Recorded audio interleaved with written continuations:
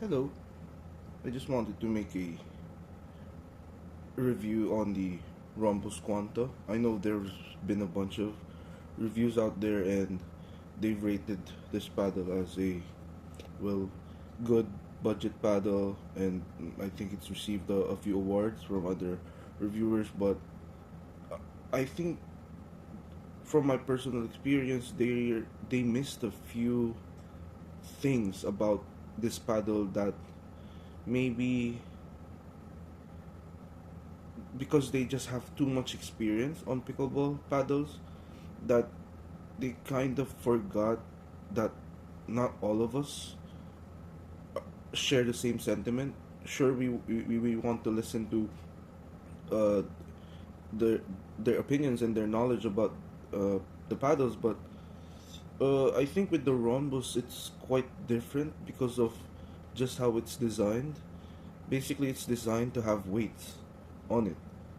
So just from that, it's really it's a new ballpark of just saying, oh, this is how much money. It's a budget paddle. You should get it, but you have to put weights on it. Sure, they say that if you're not willing to put weights, just go for the Visual Pro or the Luz Canon or whatever. I don't have the Visual Pro with me, so I just have the Flash. But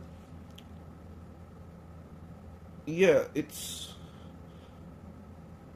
one of those deciding factors, but if you are willing to put weights, it's still not an easy yes, I think, for me.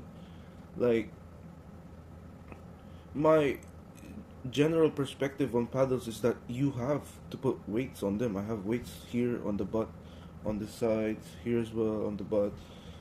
It, it's just how it is. If you want it to perform the way you want it to perform.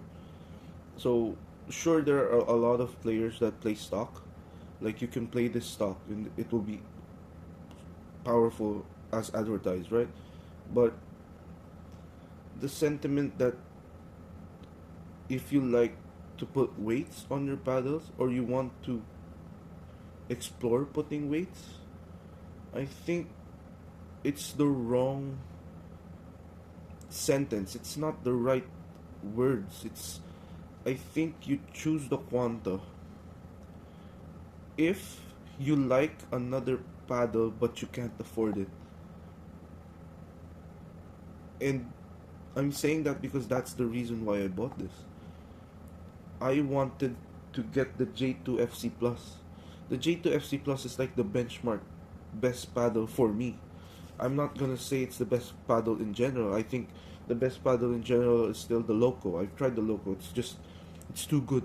It's too good of a paddle. But I don't know if you felt this way. But sometimes you use a paddle that's supposed to be good, like for example the Pro 4, the Boomstick, or the Loco, the J2NF. Yeah, I know it's good. I know there's power. I know that there's still control, the spin and everything. It's good. Like, oh, this is a nice paddle, but it doesn't quite fit with my playing style. Let's just say that. Like, not even playing style. Like, you can adjust playing style, but with my mind is fighting that. Oh, this paddle is too good at this aspect. Like, it's a weird thing to feel, but like I can produce the power. I have reasonably good control and I have very fast hands. So sure, a Loco would be good because it's not it's powerful, it has spin, it has dwell, it has everything, right? So why not be using that? But my mind is just telling me that, oh, we don't need that much power. So why are you using that much power? But too much power is not that bad, really. It's confusing, but I prefer the J2FC Plus over all of them if I had to choose paddle, because the J2FC just feels right, just swinging it, just hitting with it at first it just felt right. It felt like it was made for me. Like it didn't even need tuning. Like I felt invincible when I tried the J2FC Plus, which I didn't really feel with the other paddles. I just knew that my opponent was gonna have a hard time playing with me, and I'd probably beat them with the loco, but it didn't feel like I was gonna be like the Federer or Pickleball. Like it felt like it felt wholly the J2FC Plus in my hands. So basically, I tried turning this to a J2FC Plus, and take note that I have experience with putting weights. I've tried lead, I've tried tungsten, I've tried all the spots, and it took me more than a month to just feel like I'm there to where I want to be with this paddle. So